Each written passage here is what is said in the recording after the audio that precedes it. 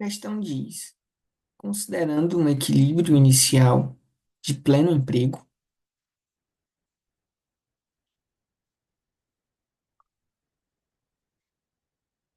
mostre graficamente e explique os efeitos dos seguintes eventos no curto prazo.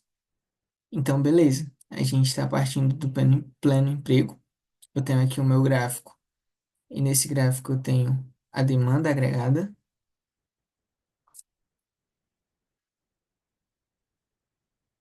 A demanda agregada. Deixa eu melhorar aqui.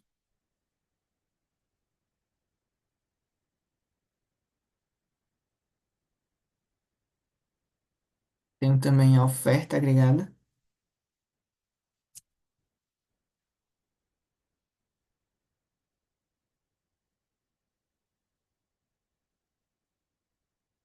E nós estamos partindo desse ponto e de equilíbrio e pleno emprego, em pleno emprego, com esse nível de produção e com esse nível de preços. Como estamos falando de curto prazo, estamos adotando uma abordagem de Keynes, onde a demanda agregada é negativamente inclinada e a oferta agregada é positivamente inclinada. E a questão quer que a gente explique os efeitos de alguns eventos no curto prazo. Então, A diz um aumento no consumo das famílias.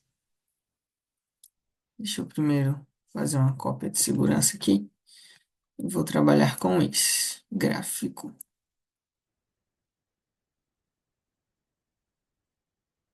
Então, na a gente tem que analisar como que aconteceria o reajuste se houver um aumento no consumo das famílias. Se houver um aumento no consumo das famílias, vai aumentar a minha demanda agregada, porque a minha demanda agregada é igual ao consumo mais investimento mais gastos do governo. Isso para uma economia com governo e fechada.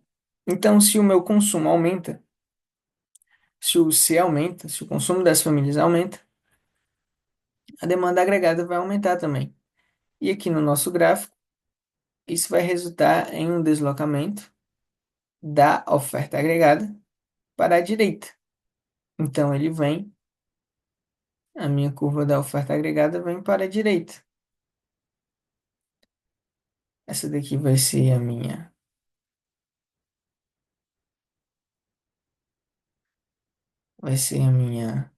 demanda agregada um e essa é a minha demanda agregada 2. Então, com o aumento no consumo das famílias, houve um deslocamento da minha demanda agregada para a direita. E quando há esse deslocamento da demanda agregada para a direita, isso vai aumentar o nível de produção e o nível de preços no curto prazo. Porque eu estou saindo desse ponto de equilíbrio inicial, estou vindo para esse ponto de equilíbrio. E nesse segundo ponto de equilíbrio, a minha economia vai estar operando acima do pleno emprego, que eu vou chamar de Y', e também vai haver um aumento no nível de preços, que eu vou chamar de pelinha. A produção aumenta acima do nível de pleno emprego e isso vai gerar uma inflação, um momento inflacionário. Os preços vão subir devido à pressão sobre a oferta. E essa abordagem está relacionada ao lado da demanda agregada. Vai haver uma alteração no nível de gastos da economia. A B diz: o que que acontece se houver uma redução no preço do petróleo no mercado internacional?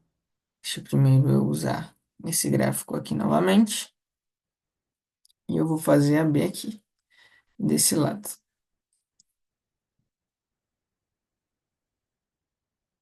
Bem, vamos imaginar o que que aconteceria com a economia se houvesse um aumento, uma redução, aliás, no preço do petróleo no mercado internacional.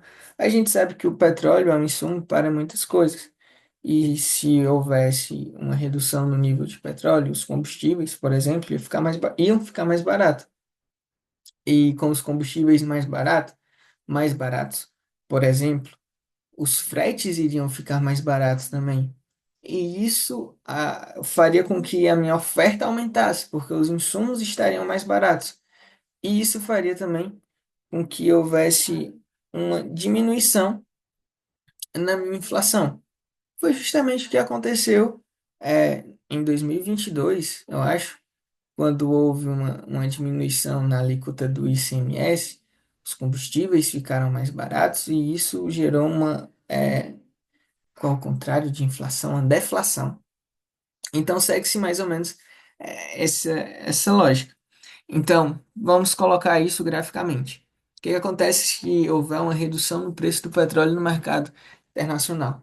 A redução vai diminuir os custos de produção da empresa, os insumos vão ficar mais baratos. E isso vai fazer com que a minha oferta agregada seja deslocada para a direita. Vai aumentar a oferta agregada. Então, essa será a minha oferta agregada 2.